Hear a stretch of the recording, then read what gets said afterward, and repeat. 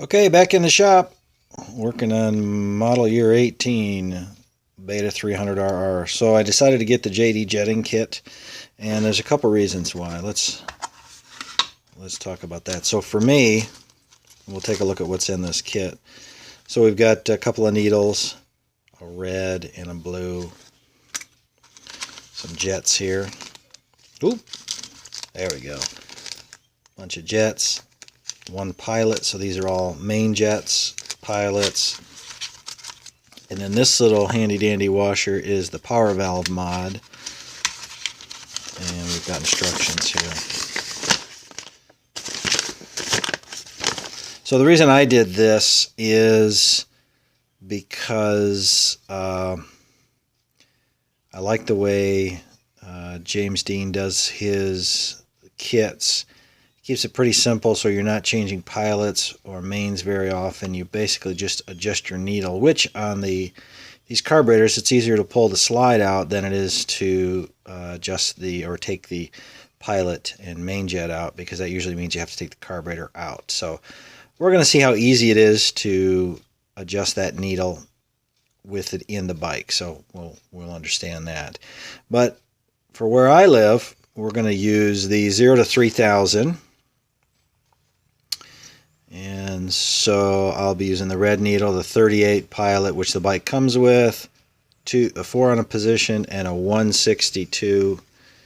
And I believe the bike comes stock with a 165. So the way he's adjusting things is he does all the richness with the needle. So it's a pretty cool way to do it. And then we'll adjust the air screw. And then I'm going to do a video on the power valve. We're going to talk about that power valve mod, which is kind of depends on how much of a hit you want. So that's all we got for now. Talk to you soon.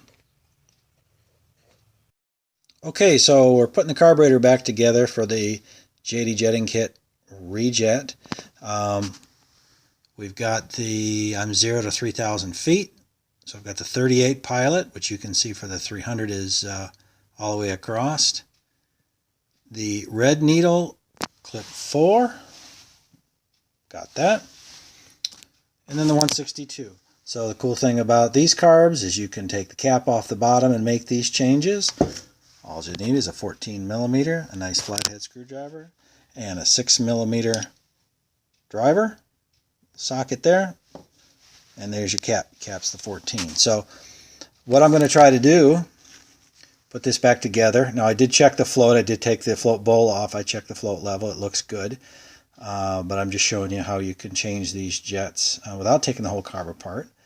So I'm going to go ahead and cap this up, put it on the bike, and then I'm going to see if we can change the needle without taking the carburetor off. Okay, the JD needle is in place, and as I thought, you can, with the carburetor in the bike, pull that slide out. But here's what you need to do. So the ECU here, there's a little 8mm bolt that comes out. Take that out, you can slide, then that easily moves out of place. And you can see it's just rubber mounted.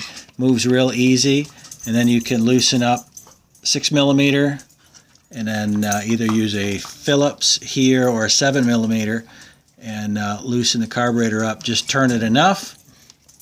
There's 2 hex bolts on top. Rotate that, pull it out, and you can service the slide. Of course, make sure everything's clean so stuff doesn't drop down in it. But this way you can change the jetting on your carburetor as the year goes on, pretty much following the guide that came with it, and you should be good to go. So that's it for carburetor.